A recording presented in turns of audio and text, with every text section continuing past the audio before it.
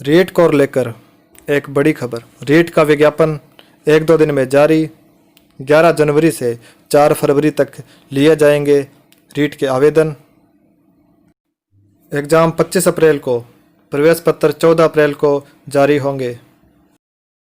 90-10 का होगा वेटेज, जो पहले 70-30 का था। लेवल 1 में केवल BSTC वाले ही होंगे शामिल। राजस्थान जीके जोड़ा जाएगा। कॉमर्स वालों को लेवल 2 में SST के साथ जोड़ा जाएगा। आवेदन शुल्क रीट 2017 वाला ही रखा गया है। बाकी जानकारी के लिए देखिए शिक्षा मंत्री जी का यह वीडियो। शहरिया क्षेत्र के लिए हमने 36% किया है। दूसरा जो एक मुद्दा रहता था कि जो 50% न्यूनतम जो स्नातक है, तो वो स्नातकोत्तर या स्नातक में बीएड करने वाले जो बच्चे हैं उनको भी हम लोग अलाउ करते हैं। NCT की जो 13 नवंबर 2019 की जो गाइडलाइन थी उसकी पालना करते हुए हमने पहले अगर स्नातक में 50 नहीं है, स्नातकोत्तर में कितने भी हैं, तो वो नहीं बीएड ये रीट दे पाता था। अब उसमें कर दिया गया, दोनों में से किसी भी में भी अगर वो 50% है तो वो भाग ले सकता है रीट के अंदर। दूसरा जो न्यूनतम अंकों का था, बाकी अन्य कैटेगरी के लिए जो 12वीं में या जो BA में, उनमें जो छूट थी वो EWS और ये जो हमारा दूसरे जो दोनों MBC है उसमें भी उसको शामिल करते हुए पहले की तरह बराबर इन दोनों कैटेगरी को भी हमने शामिल कर लिया है। वाणिज्य जो विषय था उसकी काफ़ी समय से मांग उठ रही थी और उसको शामिल पहले नहीं किया जा रहा था। अब हमने इसको सोशल स्टडी L2, जो L2 का होगा हमारा बीएड किया हुआ व्यक्ति, तो वो उसमें सोशल स्टडी के अंदर हम उसको बीएड वाले को भी पात्र मान रहे हैं।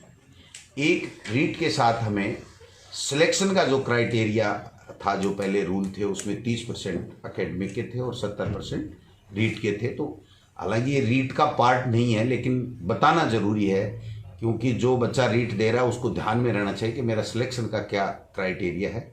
तो उसको जो हमारे राजस्थान के नौजवान शिक्षित बेरोजगार जो ज़्यादा आने चाहिए, जिनकी बहुत बड़ी मांग थी, उसको ध्यान में रखते हुए अब जो पहले हमने टेट में कर रखा था उस तरीके से यहाँ पर 90% रीट का वेटेज होगा और 10% उसकी जो एकेडमिक योग्यता होगी उसका होगा। तो ये 30% पिछली सरकार के समय था, जिससे काफ़ी ये शिकायतें आई थी और काफ़ी फर्जी डिग्री लेकर के बाहर के लोग भी आ गए थे। तो मैं समझता हूँ राजस्थान के लोगों को ज़्यादा से ज़्यादा वेटेज मिले, इसके लिए भी हमने किया है।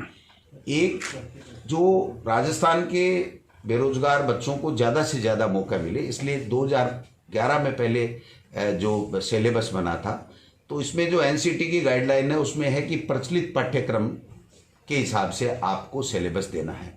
तो हमने दोबारा से सिलेबस तैयार करवाया माध्यमिक शिक्षा बोर्ड की टीम से, और उस सिलेबस में हमने राजस्थान को जहाँ जहाँ हमारी पुस्तकों में राजस्थान है वहाँ पर राजस्थान को सबसे ज़्यादा, राजस्थान की भौगोलिक परिस्थिति, संस्कृति आदि चीज़ों को हमने भूगोल, इतिहास, कला, संस्कृति सबको वेटेज देते हुए सिलेबस का निर्माण किया है। और जो सिलेबस है वो भी हम रीट के साथ या 1-2 दिन में जो भी माध्यमिक शिक्षा बोर्ड उचित समझेगा तो उसमें वेबसाइट में साथ में लगा देगा, जिससे वो बच्चे अपना अध्ययन कर सकते हैं।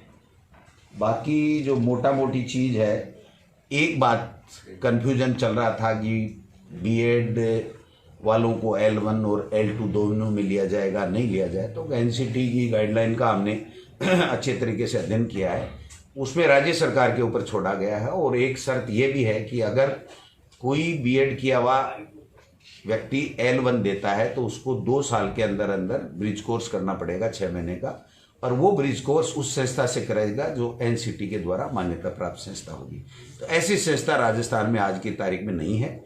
और बीएड के बच्चों को चूँकि फर्स्ट ग्रेड में, व्याख्याता में, सब में मौका मिलता है, तो BSTC के बच्चों को केवल L1 में मौका मिलता है। तो जब राज्य सरकार का क्षेत्राधिकार पे उनके विवेक के ऊपर छोड़ा गया, तो इसलिए राज्य सरकार ने दोनों वर्गों का ध्यान रखते हुए BSTC के बच्चों का, वो जो DLED जिसको बोलते हैं, उसका भी ध्यान रखा है और बीएड वालों का भी ध्यान रखा है। तो L1 है उसमें केवल DLED यानी BSTC के बच्चे आएंगे और L2 में B.Ed वाले बच्चे आएंगे। एक और महत्वपूर्ण निर्णय मैं इस मौके पर मैम को भी धन्यवाद देना चाहूँगा कि जब बोर्ड से फाइल आई कि साहब 1.5 या 2 गुनी के लगभग उन्होंने फीस कर ली थी, तो इनका ये सुझाव था कि मंत्री महोदय हमको कोरोना के समय ध्यान रखना चाहिए और इस फीस को नहीं बढ़ाना चाहिए। तो हमने ये फैसला किया है कि 2017 में जो रीट में जो बच्चों के लिए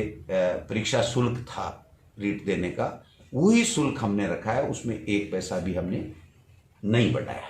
बाकी बोर्ड का जो टेंटेटिव कार्यक्रम है वो कल आ जाएगा, वो अपने हिसाब से करेंगे। लेकिन जो हमारे पास में आया है लगभग 11 जनवरी से जो ऑनलाइन आवेदन इनके लेने का उनका टेंटेटिव है, इसमें परिवर्तन हो भी सकता है, वो बोर्ड का काम है। लेकिन जो मोटा मोटी मेरे पास में आया है उसके हिसाब से हम लोग 11 जनवरी से 8 फरवरी तक आवेदन लेंगे और फिर चालान और जमा कराने की वो भी 4 फरवरी तक की है और वेबसाइट पर प्रवेश पत्र की 14/4 डेट रखी है उन्होंने टेंटेटिव।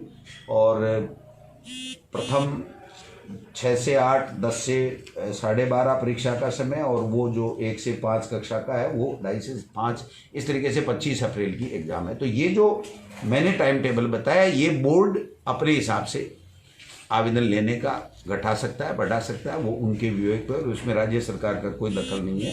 हम केवल ये जो छूट दे रहे हैं या हमने जो नए निर्णय किए हैं, जो हमारे शिक्षित बेरोजगारों की रीट देने वालों की जो मोटी मोटी समस्याएं थी, उनको काफ़ी जद्दोजहद के बाद में काफ़ी विचार विमर्श करके पूरी तरीके से NCT की गाइडलाइन के हिसाब से हमने इसको दुरुस्त किया है।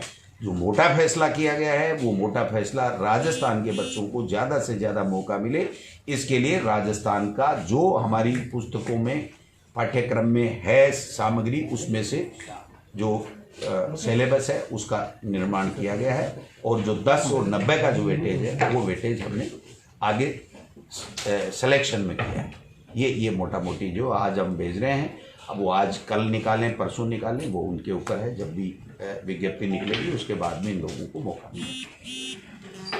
सर एक लाइन में पूछें तो क्या अब लेवल 1 में B.Ed धारी को शामिल नहीं किया जाएगा, आपके कहने का मतलब ये है? बिल्कुल, राज्य सरकार ने अंतिम फैसला कर लिया है क्योंकि ये राज्य सरकार पर छोड़ा गया था। और दूसरी चीज़ ब्रिज कोर्स की जो आवश्यक शर्त थी, अगर हम इसको अगर L1 में B.Ed वालों को शामिल करते तो NCT से कब उस ब्रिज कोर्स की मान्यता मिलेगी, राज्य सरकार पर क्या संसाधन होंगे क्या नहीं होंगे। दूसरी चीज़ फिर अगर वो नहीं कर पाएगा तो फिर उसकी नौकरी को खतरा हो जाएगा, उसको हम परमानेंट कर नहीं सकते, उसको बाहर निकालना पड़ेगा।